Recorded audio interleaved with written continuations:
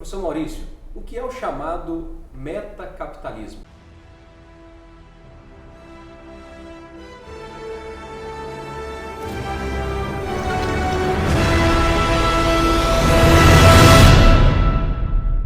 O metacapitalismo é uma compreensão trazida pelo professor Olavo de Carvalho que explica a relação que existe entre a capacidade da produção econômica, entre a relação da economia, principalmente ou especificamente a relação do poder de dieta na atuação odierna na humanidade, ou seja, como hoje o capitalismo se manifesta. Por quê? Porque capitalismo é um termo que foi utilizado de uma maneira pejorativa, principalmente pelo marxismo, dizendo como se o capitalismo fosse uma forma de exploração. Mas o capitalismo é uma consequência da liberdade de trocas entre pessoas. Então o capitalismo é uma espécie de um sistema natural econômico. O sistema onde as pessoas têm liberdade para trocar, para produzir, para consumir da maneira que melhor aproverem. E obedecem a determinadas regras, compreendidas, o que nós temos desde a escola.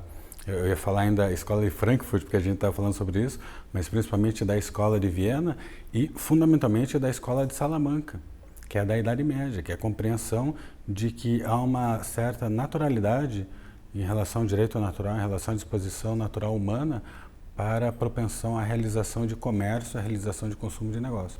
Então o capitalismo é uma relação natural da humanidade. O que seria o metacapitalismo? Depois que a gente já tem a Revolução Industrial e depois que a gente já tem até a Segunda Revolução Industrial, vários capitalistas se transformaram em megacapitalistas, eles já ficaram muito ricos.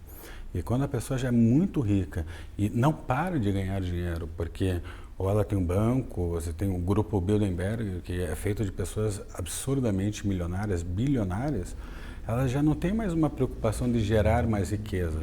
Elas têm uma preocupação muito maior de controlar que outras pessoas não retirem a fonte de riqueza que elas já possuem.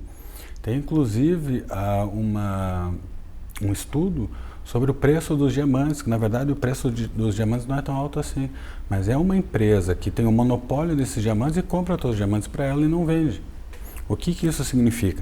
Significa que o controle da economia não é mais dado apenas o indivíduo conseguiu formar uma empresa, ou conseguiu ter um capitalismo mesmo financeiro, não apenas capitalismo de mercado, mas o capitalismo financeiro, ele começa a buscar monopólios, ou até oligopólios, formação de cartel. Só que como você vai conseguir formar um cartel? Como que você vai formar um monopólio? Só é possível você formar um monopólio se você tiver o poder e a força do Estado para impedir a concorrência.